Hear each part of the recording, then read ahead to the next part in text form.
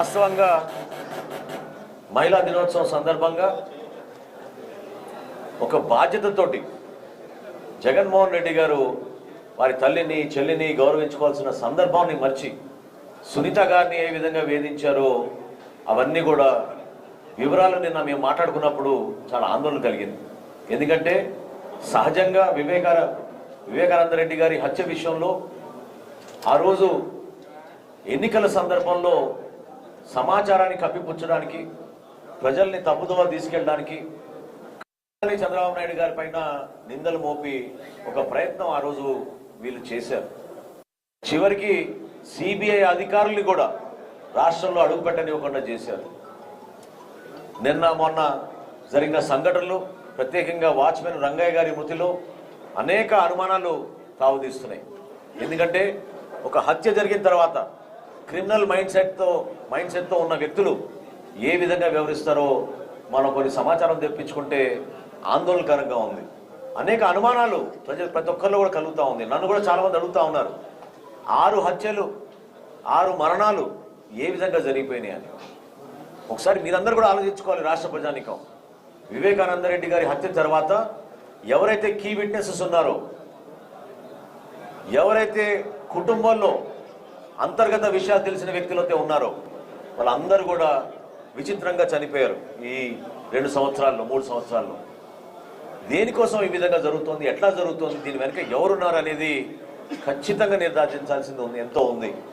ఎందుకంటే law and ఆర్డర్ని బలంగా మనం మెయింటైన్ చేయాలి, ఒక నమ్మకం కలిగించాలి, ప్రజల్లో విశ్వాసం తీసుకురావాలి. జనసేన పార్టీ నుంచి నేను చాలా బాధతో చెప్తున్నాను. గతంలో పవన్ కళ్యాణ్ గారు మీటింగ్లు జరపాలంటే ప్రతి మీటింగ్కి థ్రెట్ వచ్చేది. ఈరోజు మీరు పలానా సభ మీరు నిర్వహిస్తే సాయంత్రానికల్లా మీ పైన దాడులు చేస్తాం. జనం సిద్ధమయ్యారని కావాలని అనేక సందర్భాల్లో భయపెట్టిస్తూ ఉండేవారు. సభ నిర్వహణ జరగకూడదని మా నాయకుల్ని హౌస్ అరెస్టులు చేయడం, వాళ్ళపైన భౌతిక దాడులు చేయడం, కేసులు పెట్టించడం, ఒక భయాందోళన వాతావరణం సృష్టించి ప్రజాస్వామ్యాన్ని ఖూనీ చేసే విధంగా వీళ్ళు వ్యవహరించారు. అరే, ఒక పొలిటికల్ పార్టీగా జనసేన పార్టీ సిద్ధాంతాల కోసం మేము నిలబడతాం. పోటీ పడితే మీరు ప్రజాస్వామ్యంలో ఓటర్ దగ్గరికి వెళ్ళి మనం పోటీ పడదాం, అభివృద్ధి గురించి పోటీ పడతాం, సంక్షేమం కోసం పోటీ పడతాం. కానీ మండల గురించి మేము ఎట్లా పోటీ పడతాం? రాజకీయాల్లో మీరు ప్రజాస్వామ్యాన్ని నిలబెట్టాల్సిన బాధ్యత మీరు విస్మరించి 5 సంవత్సరాలు ముఖ్యమంత్రిగా వ్యవహరించిన వ్యక్తి రాష్ట్రానికి ద్రోహం చేసి ఆ రోజున పవన్ కళ్యాణ్ గారు లాంటి వ్యక్తినే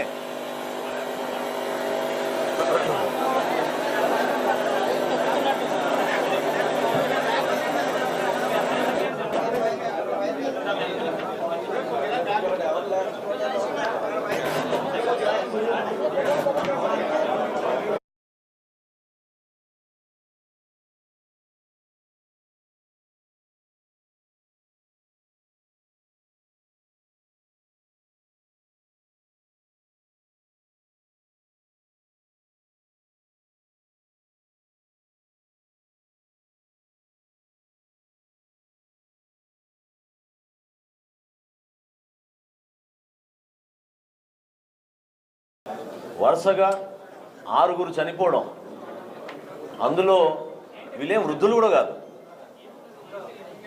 అభిషేక్ రెడ్డి గారి వయసు ఎంత అంటే 30 సంవత్సరాలు.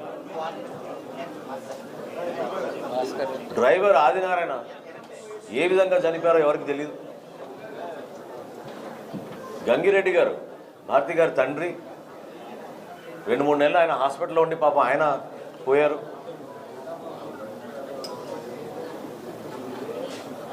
ఏ విధంగా దస్తగిరి పైన 20 కోట్ల రూపాయలు ఇస్తామని ఒక డాక్టర్ని పంపించి జైల్లోకి అప్రూవర్గా మారిన దస్తగిరిని బెదిరించి క్రిటికల్ టైంలో, దయచేసి మీరందరూ కూడా అర్థం చేసుకోవాలి, ట్రయల్కి వెళ్ళే సమయం ముందు కావాలని ఈ విధంగా విట్నెస్లందరినీ కూడా వీళ్ళు తొలగించుకుంటూ పోతున్నారు. నేను మరొకసారి చెప్తున్నాను, నిజాయితీగా రాజకీయాల్లో మీరు ఒక ప్రయాణం చేస్తే ప్రజలు మనకి తీర్పిస్తారు. ప్రజలు మనకు ఓట్లు వేస్తారు. ఎవరు అధికారంలో ఉండాలి, ఎవరు ప్రతిపక్షాలు ఉండాలి వాళ్ళు డిసైడ్ చేస్తారు. కానీ ఎవరు కూడా మిమ్మల్ని వ్యతిరేకించకూడదు. వ్యతిరేకించిన వాళ్ళని కుటుంబ సభ్యులతో సహా మేము బతకనివ్వమంటే ఎంత దుర్మార్గంగా వ్యవహరించారో చూడండి. ఇది ప్రజాస్వామ్యవాదులు ఏ విధంగా హత్య జరిగిందో ప్రజాస్వామ్యంలో దాని గురించి మీరందరూ కూడా ఒక ఆలోచన తీసుకురావాలి.